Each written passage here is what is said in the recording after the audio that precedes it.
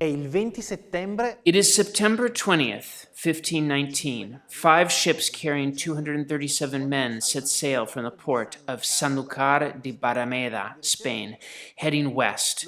The objective of the mission is to reach the Moluccas Islands in Indonesia without circumnavigating Africa, which, until then, was an unavoidable, long, dangerous passage controlled by the bitter enemies of the Portuguese. Known as the Spice Islands at the time, the Moluccas were the only territory known for stocking up on cloves, nutmeg, and mace, which were precious and very expensive raw materials. At the helm of this enterprise was Ferdinand Magellan, a Portuguese explorer who had guessed before anyone else at the existence of a new route to follow, but who would never live to complete the journey. He was, in fact, killed upon arriving in the Philippines, and command of his ship was thus entrusted to one of his subordinates. It was he who returned to Spain on September 6, 1522. However, only one ship and 18 men returned to the port of Sanlúcar de Barrameda, the same port from which they had sailed triumphantly 2 years, 11 months, and 17 days earlier. All the others had died, some in clashes with hostile local populations encountered along the way, the majority, however, due to a disease that was little known at the time, scurvy. Thanks to the studies resulting from Magellan's voyage and the analysis of the logbooks, a link was found between this disease and a low intake of vitamin C. To prevent its spread, crews were given infusions, citrus-based, citron in particular, or fed diets rich in garlic. This is how some preparations and sauces are still well known today, such as agliata, aioli, or pestun, sauces from whose evolution was derived one of the best known and most appreciated Italian condiments, pesto alla genovese.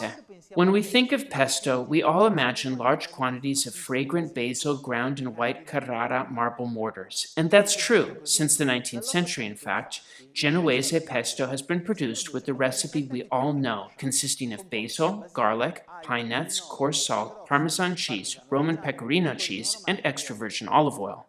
What many forget, however, is that perhaps worried about digestibility as well as social acceptance, along with basil, the ingredient that can never be missing from pesto is garlic.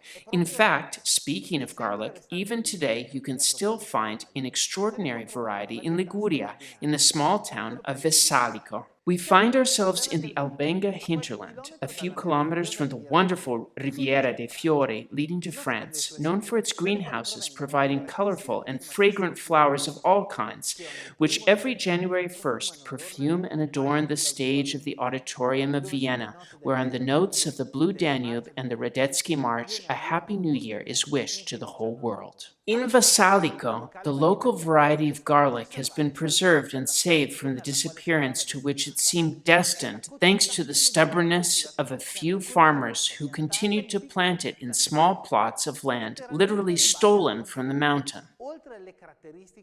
In addition to the organoleptic characteristics of this bulb, which, despite a delicate aroma, has a rather intense and slightly spicy flavor, it is unique in the way in which it is collected and stored. The stem is in fact not cut, but rather used to braid the heads together. By doing this, the bulb can be kept for several months without losing fragrance and consistency. If we want to dedicate ourselves to pesto now, we first need a mortar. Start by putting 2 large cloves of Vesalico garlic inside along with a teaspoon of coarse salt. Then pound with a wooden pestle until you get a paste. At this point, add the smallest and tenderest leaves of the basil, a few at a time. You will need about 50 grams, and then continue grinding. Gradually, they will take the form of a bright green paste. This is the moment to add the pine nuts. Grind a little more and then substitute the pestle for a spoon. Gently stirring, add 40 grams of Parmesan cheese and the same amount of grated Sardinian pecorino. Then stir in the Ligurian extra virgin olive oil until the paste takes on a soft, creamy, not too liquid consistency. Your pesto is now ready.